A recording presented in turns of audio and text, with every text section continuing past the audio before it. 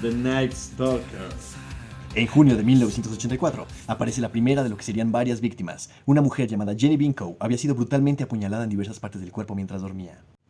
Al parecer, el asesino entró sigilosamente por la ventana, hizo lo suyo, se robó un par de objetos de valor, por lo que el crimen pasó como un robo, y se fue. Poco después, la misma persona irrumpe en la casa del matrimonio Sasaga a mitad de la noche, asesinando al marido Vincent de un escopetazo en la cabeza, y después a la esposa Maxine Sasaga, con quien se ensañó bastante más que con Vincent, pues a ella la asfixió, después la apuñaló en diversas partes del cuerpo, y le pintó un pentagrama invertido en la parte interior del muslo. Ah, porque hay algo importante en este caso. Este asesino tiene ciertas tendencias satánicas, pues en la mayoría de sus escenas del crimen dejaba en la pared pintados pentagramas invertidos o la palabra Satán. Los crímenes de esta índole siguieron, y la policía ahora sí empezó a notar un patrón. Este patrón eran los símbolos satánicos en la pared y que había dejado una huella. Literalmente, la huella de un zapato marcada en dos diferentes escenas del crimen, misma talla. Algo que confundía bastante a la policía es que el patrón de las víctimas era completamente diferente. No era como Bondi que ya sabían por dónde iba. No. Aquí las víctimas podían ser desde un niño, una anciana, un señor, gente de mediana edad. No había un patrón marcado para sus crímenes. También porque el modus operandi era completamente impredecible. A veces asesinaba con un revólver, otras con un cuchillo, otras con objetos punzocortantes, otras con sus manos. Nunca era claro, solo eran viles actos de violencia sin sentido. Otra cosa que tenían en común es que el asesino se metía a la casa de las personas por las noches. Fue por eso que se ganó el apodo de The Night Stalker. Entonces no eran muchos, era uno solo y era completamente impredecible. Irrumpió en la casa de una anciana quien mató brutalmente a pisotones en la cabeza. Fue tal la fuerza que dejó marcada la huella del mismo zapato. La policía estaba completamente desesperada, pues tenían a un loco suelto matando en Los Ángeles a quien quisiera de formas impredecibles. Y no sabían por dónde empezar a buscar. Pero a pesar de todo, el tipo no era tan cuidadoso que digamos, pues fue visto por algunos testigos. De hecho, dejó escapar a una chica. Tenía una forma muy curiosa de pensar, pues en una ocasión, después de violar a una chica, esta le dijo: te juro por Dios que no voy a decir quién eres, sí te vi la cara pero no diré nada. Y el asesino le dijo: no lo jures por Dios, júralo por el diablo. Y la dejó escapar. Y la chica lo describió de esta manera. Era un hombre alto, blanco, delgado, de rasgos hispanos y tenía una gorra de AC/DC y una chaqueta negra. También tenía una dentadura sumamente asquerosa y podrida.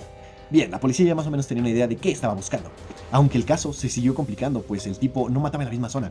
Al principio de hecho lo apodaban The Killer Valley, pero descubrieron que no era así porque el tipo no solo mataba en Los Ángeles, sino que de repente mataba en San Francisco, luego mataba de este lado, mataba con distancias de más de 60 kilómetros entre escena del crimen y escena del crimen. Por la falta de información entre los policías, el FBI y los demás condados, nunca les pasó por la cabeza que tal vez estaban buscando al mismo tipo, y que la lista de crímenes era mucho más grande de lo que creían. Así que se tuvo que crear un departamento especial para la captura del Night Stalker, donde unían fuerzas los policías y el FBI. Aquí fue donde ahora sí empezaron a avanzar en el caso. Hicieron público todo esto, publicaron el retrato hablado y pusieron un número para posibles pistas. Ofrecieron una recompensa de $10,000 a quienes proporcionara información útil. Recibían miles de llamadas por día, con pistas, datos irrelevantes, cosas que no tenían nada que ver con el caso. Pero en una de esas, un tipo sí llamó y dijo: oye, creo que tu asesino acaba de robarme el carro. Y después una llamada de un niño de 12 años que decía: oye, creo que acabo de ver a alguien igual a tu asesino que buscas, con este modelo de carro que acaban de robar. Ya lo tenían, fueron a buscar el carro, pero lo encontraron abandonado. Dejaron un par de policías por si regresaba y jamás regresó el asesino. Pero no todo estaba perdido, pues en la guantera encontraron un papel con una cita del dentista a nombre de un tal Rick. Tenía sentido. Fueron a investigar con este dentista del barrio chino, a lo que les dijo: sí, efectivamente, se llama Rick y es hispano, y tiene la dentadura muy podrida. Este era definitivamente el hombre que buscaban.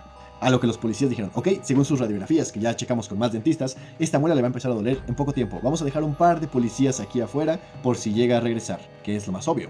Y mientras en las oficinas, un tipo dijo: oigan, ¿y no estaremos malgastando ya fondos dejando elementos vestidos de civiles afuera de un dentista en caso de que quiera llegar? Y adivinen, al día siguiente, después de cambiar los policías por una alarma, que llega Rick. Y sí, la alarma falló. Sí, otra vez, se les había escapado por segunda vez, por poquito.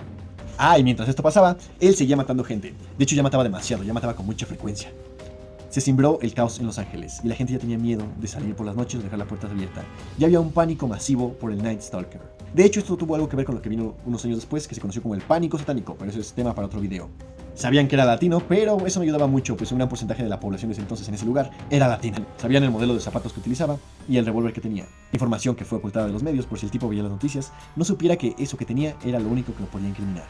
Pero la alcaldesa, en una conferencia de prensa, lo reveló, diciendo que tenía un avance en el caso de Night Stalker y que tenían su modelo de zapatos y que tenían su revólver. Y mientras el pánico invadía las calles de Los Ángeles, Night Stalker estaba muy feliz vacacionando en San Francisco. Y sí, seguía matando por allá. De hecho, mató a un sujeto que se llamaba Peter Pan y a su esposa. Igual de formas muy violentas que no les puedo platicar en este video, solo que en esta ocasión escribió en la pared: Jack the Knife, Jack el cuchillo. Quién sabe por qué. Y cuando salió al aire la conferencia de prensa con la alcaldesa, el tipo dijo: con que con eso me pueden incriminar. Fue al puente Golden Gate, se quitó los zapatos, puso su revólver y lo lanzó en una bolsa a un río.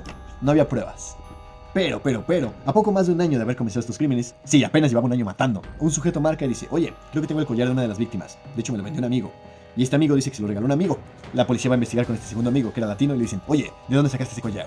Y este cuate le dice, me lo regaló mi amigo Rick. ¿Rick?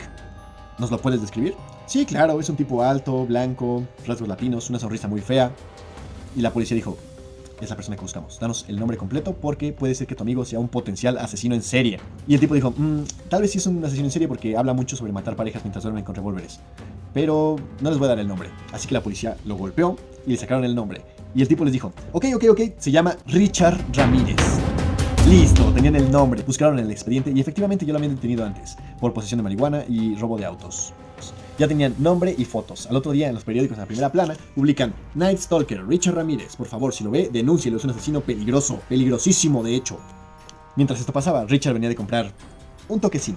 Venía en el autobús cuando vio que el tipo de al lado se le quedó viendo y notó que la primera plana tenía una foto de su cara. Así que Richard se bajó del camión, se fue a esconder en una tienda y se dio cuenta que en el aparador había un montón de fotos con su cara. Ya lo habían cachado. Se fue a refugiar a un barrio latino donde unas señoras lo reconocieron y empezaron a gritar, ¡el asesino! ¡Ahí va! ¡Agárrenlo! Los latinos lo reconocieron y le metieron la madriza de su vida. Casi lo matan si no fuera porque la policía intervino y salvó a nuestro asesino Richard Ramírez. Finalmente fue detenido, pero no mostraba rasgos de arrepentimiento. Ahora sí, ¿quién era Richard Ramírez, The Night Stalker? Resulta que era el menor de 5 hermanos, los cuales habían nacido con males congénitos por la contaminación de una fábrica, en El Paso, Texas. Richard era el sano. Sus padres eran mexicanos. Su padre abusó durante mucho tiempo de él, inclusive lo mantenía amarrado a una cruz en el cementerio. Y su primo mayor Mike, quien había sido parte de la guerra de Vietnam, lo había expuesto a mucha violencia, contándole historias de lo que hacían e inclusive mostrándole fotos de las y asesinatos cometidos durante la guerra. También le enseñó a usar armas de fuego y manejo de cuchillos. Todo esto cuando Richard tenía tan solo 11 años. Poco después, el pequeño Richard fue testigo de cómo este mismo primo Mike mataba a su propia esposa en la cocina de un disparo directamente en la cara. Después falleció este primo, dejando a Richard solo. Se empezó a hospedar en el Hotel Cecil. ¡Momento! ¿El Hotel Cecil? ¿El mismo Hotel Cecil en el que sucedió el caso de Lisa Lam? Sí, así es, el Hotel Cecil, uno de los lugares más embrujados y misteriosos hasta el momento que sigue en operación. Pero esto se los contaré en otro video porque es demasiado y está muy interesante. Bueno, ya, sigamos con Richard. Más grande se metió a trabajar en un hotel de mayor prestigio y lo corrieron por acosadorcillo. Se dice que en este periodo Richard mató a una niña en los sótanos. Después de eso inició esta ola de violencia y crímenes que mantuvo a Los Ángeles en shock. Con un total de 14 asesinatos, 5 intentos de asesinato, 9 entre ellos menores de edad, 2 secuestros, 4 actos de sodomía, 2 felaciones forzadas, 5 robos y 14 allanamientos de morada. El señor Richard fue sentenciado a la cámara de gas, a lo que él dijo, está bien, nos vemos en Disneylandia. Sí, en serio dijo eso. Pero por alguna razón no se llevó a cabo esta sentencia y falleció en el 2011 por cáncer en prisión. Y cuando se le preguntó sobre la simbología satánica y las obscenidades que ponía en las paredes de las escenas del crimen, él dijo que en parte los actos de violencia que cometía eran para agradar más a Satán. Y pasó la misma polémica que con la mayoría de asesinos en serie famosos, que fue que la gente comenzó a comercializar su imagen y pues a muchos no les gustó mucho esto. Si quieren ver más sobre el caso, hay varios documentales en YouTube, pero en especial les recomiendo mucho este que está en Netflix, Night Stalker, The Hunt for a Serial Killer, que salió en el 2021 y está muy bueno. Y en la cultura popular hay varias películas inspiradas en este caso, pero no son muy buenas que digamos ni muy fieles. Mejor les recomiendo la adaptación que le hace American Horror Story en las temporadas de Hotel y 1984. Esta fue la historia del Night Stalker. Quise hablar de él porque acabo de ver la película Maxine y ahí lo mencionan un poquito en las noticias, así que si la ven, sí, es el mismo. Muchas gracias por haber visto este video, ya saben, síganme en todas mis redes, aparezco como Mario Myers. Y sí, ahora estoy pensando en hablar un poquito más sobre asesinos en serie en este canal. En TikTok descubrí que les gusta mucho, entonces vamos a explorar un poquito más de cerca los casos. Como ven, no olviden suscribirse. Nos vemos del otro lado, criaturas de la noche. ¡Sí, asesinos en serie! Un datillo curioso postcréditos para los que se quedaron al final del video es que apenas en el 2018 un sujeto llamado Ryan Bradford se encontró este cassette en una venta de garage. Traía unas cuantas canciones grabadas, pero entre ellas se escuchaban llamadas de Richard Ramírez hacia sus víctimas para amenazarlas. O sea que este cassette perteneció al mismísimo Night Stalker. Y a algún vivo por ahí se le ocurrió subirlas a Spotify, así que si quieren oír las canciones que oía Richard, seguramente antes, durante o después de sus crímenes, pues aquí están.